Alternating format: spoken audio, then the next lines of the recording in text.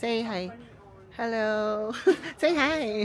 May nag-invite sa aming lokal dito sa may mismong Mohaden Lake. So, ayan. Sabi niya mag-stay daw kami sa kanilang bahay. Ay. May bahay pero walang ilaw ng tahanan. Kaya ako na. Ba't nagiging kalag-kalin ka, ma? Ilaw nga lang ako. Ay, Tito Boy pala. Tito Boy. Ilaw. Ino.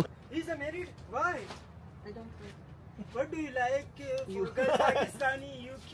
How many long life? Yeah. Are you married?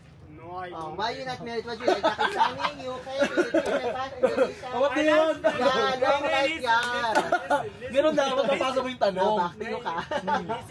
Nagalingan na naman at narinig niyo yung sinabi ni Francis ha, I will message you.